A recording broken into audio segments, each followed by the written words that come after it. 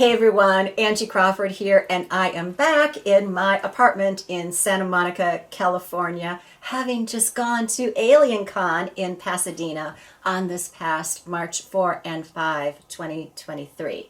So I am going to tell you everything that happened so that you won't miss a beat. And I guess let's get started, all right? Funny thing, so I get to AlienCon, I park the car, I park next to this guy, coincidentally, and so we get out, and so we happen to be walking into the venue together. And so the funny thing is this guy, then he comes up to me and he says, "Have you ever been abducted?" And I said, "I don't think so." And he said, "Well, I have." And he told me his story, and let me tell you, it was creepy.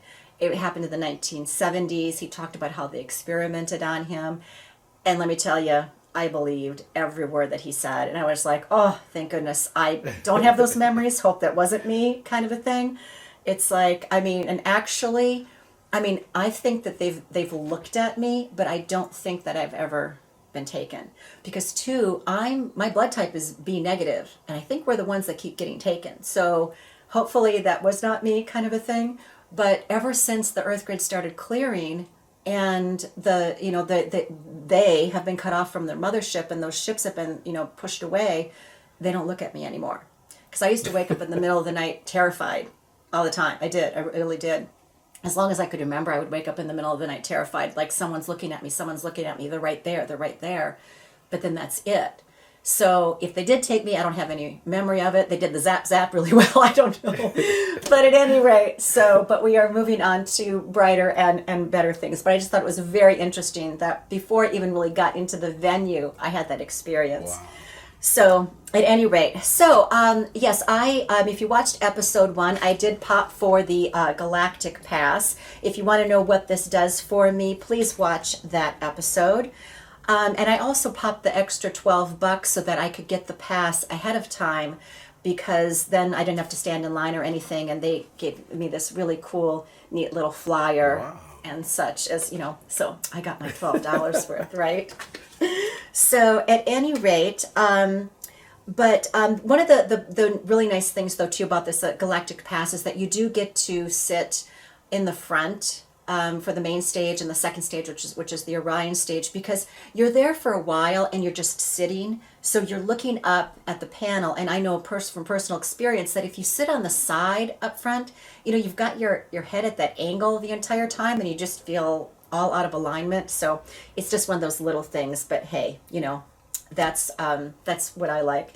The other thing too is that as we go along with these videos, I'm going to cut in some photos that I took at these panels.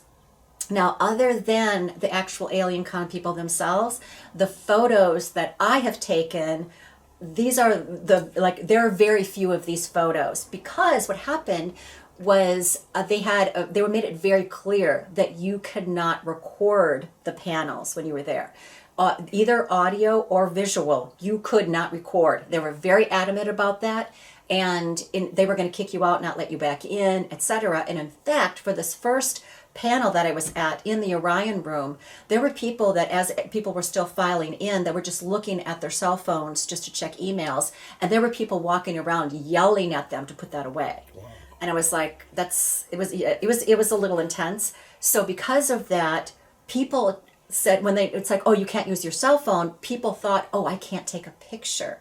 You could take pictures, but you couldn't record anything. So I was, brave and bold, and I took my pictures. So when it comes to the amateur candidates of the panels and such, there are very few of these photos around. So, can I hear that? Yes, good job. So at any rate, so that is something.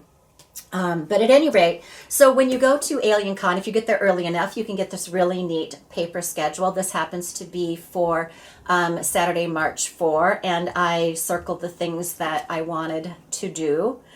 And so this is very handy to have as you're walking around.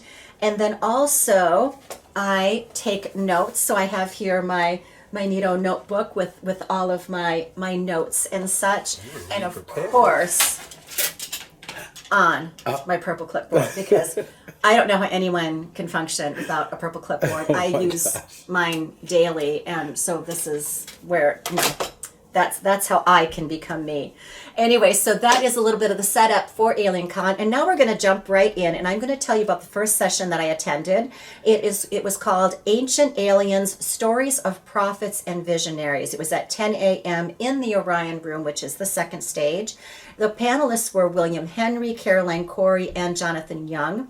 It was moderated by David Silver, who is an executive producer on Ancient Aliens. So here's a photo of the panel. It's not the best photo in the world because, again, they had just talked about how you can't can't use your phones or anything. So I kind of was just like, picture. And then it's like, okay, so that is what I got. So, but that's that. At any rate, so David asked the panel who they thought were great visionaries. William said Akhenaten, the Essenes, Jesus, and Enoch.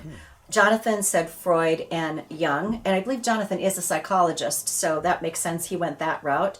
Caroline said Einstein, as well as Edgar Cayce.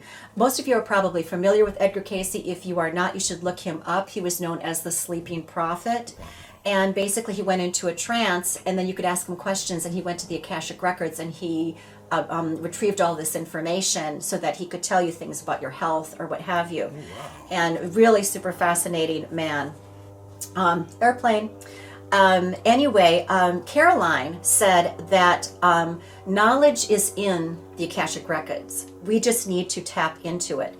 William said that Paul McCartney said that he dreamed the song yesterday. Wow. So, and Caroline said that, excuse me, we all put information into the Akashic Records, and we pull and add to it all the time. Our minds are connected and entangled. Sometimes scientists say that everything else is connected except for us, which doesn't make sense because we're all part of the universe. She said our DNA sends and receives information throughout the universe faster than the speed of light. Wow. That is how entangled we are. Let me say that again. Our DNA sends and receives information throughout the universe faster than the speed of light.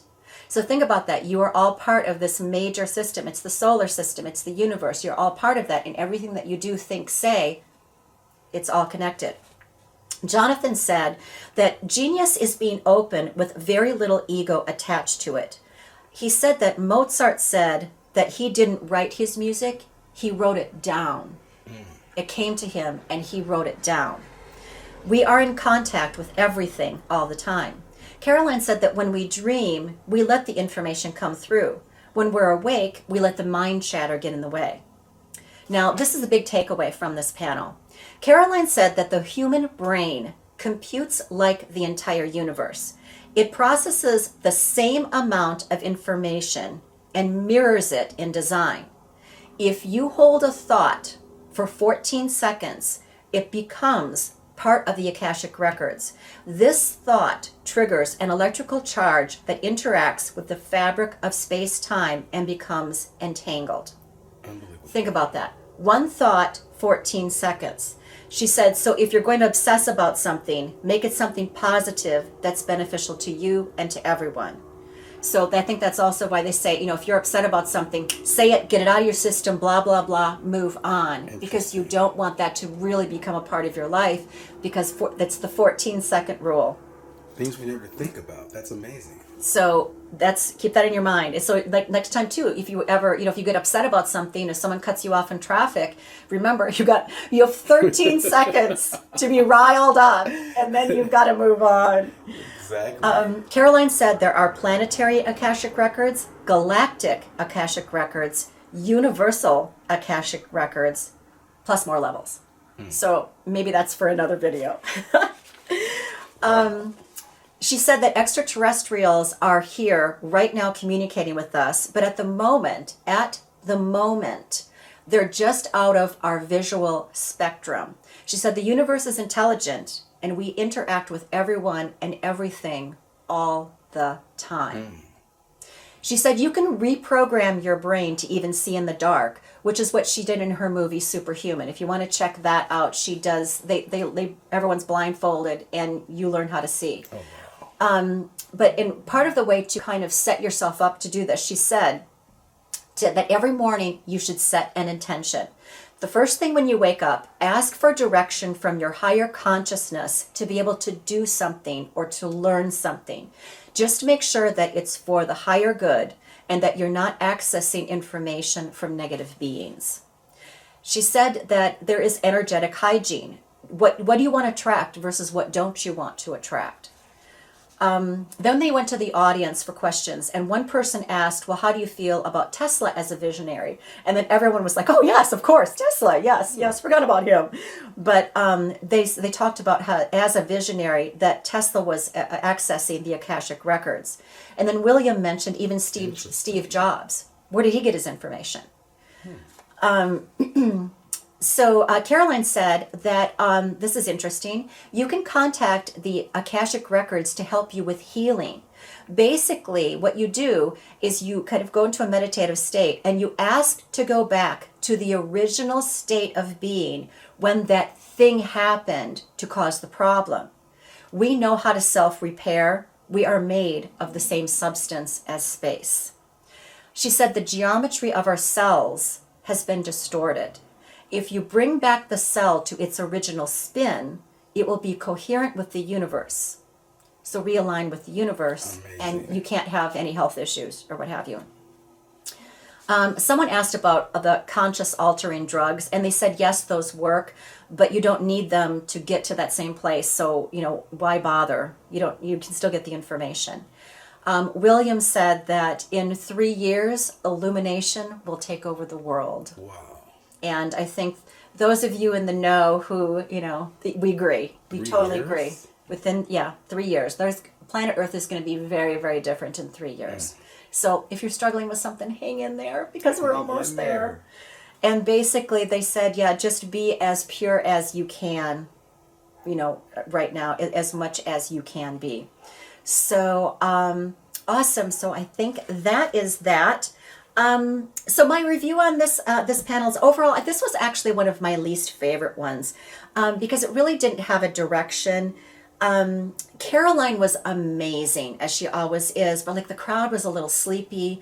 Maybe it was just even with the, the security people being so strict and everything that people just, they weren't really loose and kind of free flowing and really participating in it. But and also I felt that the moderator wasn't really prepared either. Maybe he got there late, really wasn't clear on where these things should go.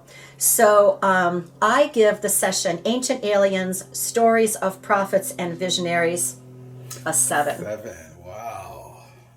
So that is it for this one. I will be back shortly. If you have any questions or comments on this video, please leave a message in the comments section. And I'm Angie Crawford, and this is AlienCon Review. Thanks for watching.